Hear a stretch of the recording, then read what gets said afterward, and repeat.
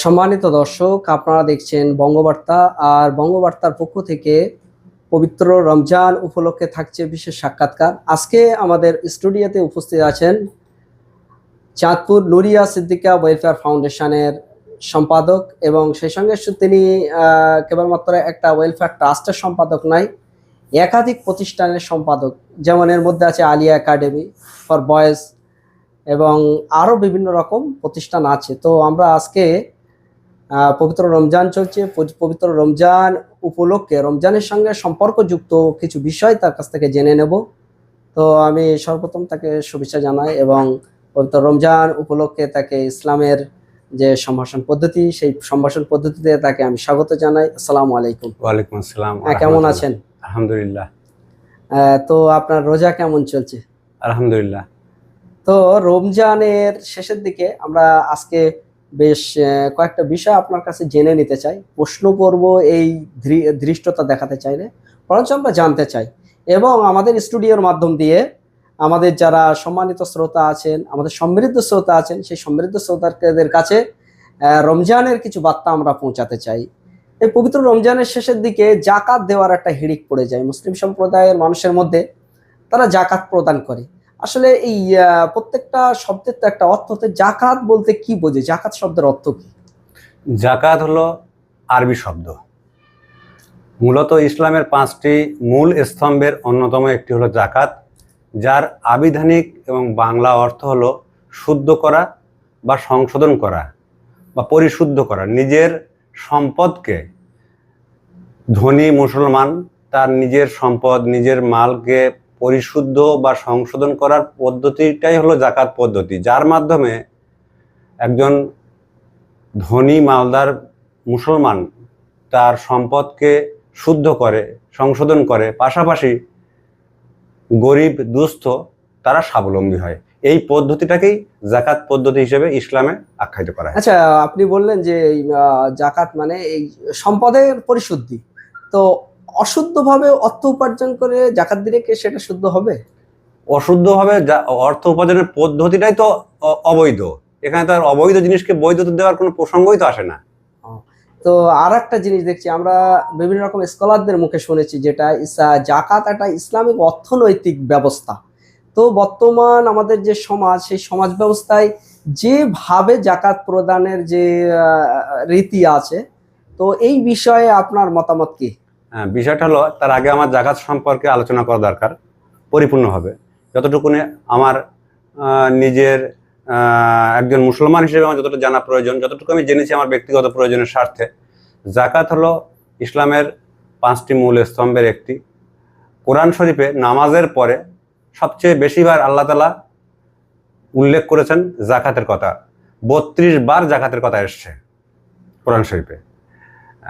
বিষয়টা হলো, জাকাত আমরা জাকাত 2 ধরনের, জাকাতুল মাল, জাকাতুল ফিতর। জাকাতুল মাল হচ্ছে সারা বছর আমার প্রয়োজনের বাইরে, আমার যেটা সংসার পরিচালনা করার পরে অতিরিক্ত যে সম্পদটা জমা হচ্ছে, যদি 1 বছর কাল আমার কাছে থাকে, সেই মালের উপরে শতকরা 2.5%, অর্থাৎ বাংলা হিসেবে বলি 100 টাকায় 2.5 টাকা জাকাত দেওয়া মালদার মুসলমান বা ধনী মুসলমানের জন্য ফরজ, অবশ্য পালনীয় কর্তব্য। এটা যদি না দেওয়া হয় তাহলে একদিকে ফরজ লঙ্ঘনের যে গুনাহ, পরিপূর্ণভাবে সেই গুনাহ হবে। আল্লাহ তাআলা মেহেরবানি করে গরিবদের জন্য জাকাত এবং হজকে মাফ করেছেন,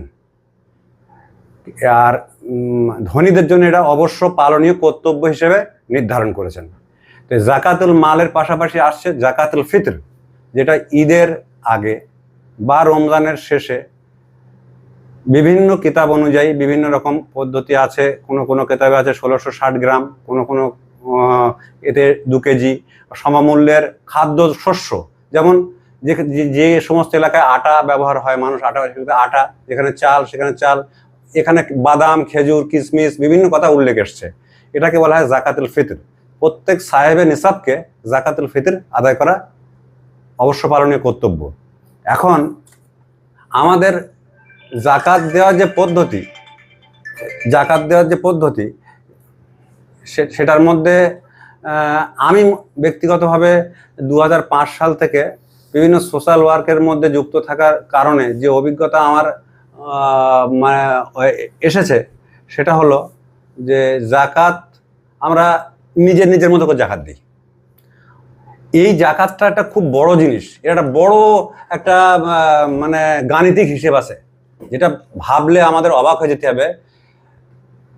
ভারতবর্ষে সরকারি হিসেবে 20 কোটি মুসলমান বাস করে, কিন্তু বেসরকারি পরিসংখ্যানে দেখা যাচ্ছে 30 কোটি মুসলমান ভারতবর্ষে বাস করে।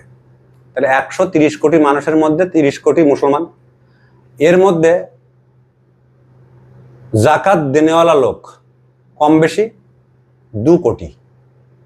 কেউ জাকাত দেয় 2 কোটি থেকে 4 কোটি 10 কোটি এরকম জাকাত দেনেওয়ালা লোক যেমন আছে, 2 লাখ 4 লাখ টাকা জাকাত দেনেওয়ালা লোক আছে, আবার 20-50 হাজার টাকা জাকাত দেনেওয়ালা লোকও আছে। সেক্ষেত্রে অ্যাভারেজ হিসেব করলে দেখা যায় এই 2 কোটি লোকের উপরে মাথা পিছু জাকাত বর্তায় 2 লক্ষ টাকা করে। তাই 2 লক্ষ লোক যদি 2 লক্ষ টাকা করে যদি 2 কোটি লোক জাকাত দেয়, টাকার অঙ্কটা দাঁড়ায় 40 লক্ষ কোটি টাকা। এটা আশ্চর্যের ব্যাপার এবং এটা বড় হয়রানির ব্যাপার এবং শুনলে অবাক হওয়ার ব্যাপার যে ভারত সরকারের এবছরের সারা বছরের অর্থাৎ আর্থিক বর্ষের মূল বাজেট 46 লক্ষ কোটি টাকা। সেখানে মুসলমানরা জাকাত দিচ্ছে মাত্র 2 কোটি মুসলমান জাকাত দিচ্ছে 40 লক্ষ কোটি টাকা। তার মানে একটা ভারতবর্ষের মতো একটা বৃহৎ রাষ্ট্রের যা আর্থিক বাজেট প্রায় সমপরিমাণ টাকা জাকাত হিসেবে আমরা অর্থাৎ মুসলমানরা দিচ্ছে। কিন্তু মুসলমানরা এতে ডেভেলপ কেন হচ্ছে না? তার কারণ গুছিয়ে করার কোনো পদ্ধতি নেই। আমি আমার মতো করে দিচ্ছি, কেউ তার মতো করে দিচ্ছে, যে যার মতো করে দিচ্ছে। কেউ মসজিদ কেন্দ্রিক জাকাতের ব্যবস্থা আছে, কেউ মাদ্রাসা কেন্দ্রিক জাকাতের ব্যবস্থা আছে। এটা যদি গুছিয়ে একটা সিস্টেমের মাধ্যমে দেওয়া যায় তাহলে পর 5 বছর যদি এই টাকাটা সঠিকভাবে জাকাতের টাকাটা ইউটিলাইজ করা হয় তাহলে ভারতবর্ষের একজন মুসলমান গরিব থাকবে না। পুরো তথ্য দিয়ে আমি বলতে পারি একজন মুসলমান গরিব থাকবে না। সেক্ষেত্রে পরবর্তী 5 বছরে এই জাকাতের সংখ্যাটা 40 লক্ষ কোটি টাকা, যেটা জাকাত যখন সবাই দেবে তখন জাকাতের পরিমাণটা বেড়ে যাবে 70 লক্ষ কোটি হতে পারে, 80 লক্ষ কোটি হতে পারে। তখন আজকের বিভিন্ন বাহানায় ভারত সরকার রেল বিক্রি করছে, সেল বিক্রি করছে, গেল বিক্রি করছে, এলআইসি বিক্রি করছে, ব্যাংক বেসরকারি করছে। কারণ কি? টাকা নেই। তো মুসলমানরা চাইলে, শুধু মুসলমান সম্প্রদায় চাইলে ভারতবর্ষকে চালাতে পারে তাদের জাকাতের পয়সা দিয়ে নিশ্চিত রূপে। কিন্তু এর বাস্তবায়নের জন্য দরকার ইমানদার আর আমানতদার লোকের, যার বর্তমান খুব অভাব এবং পরিকল্পনার অভাব।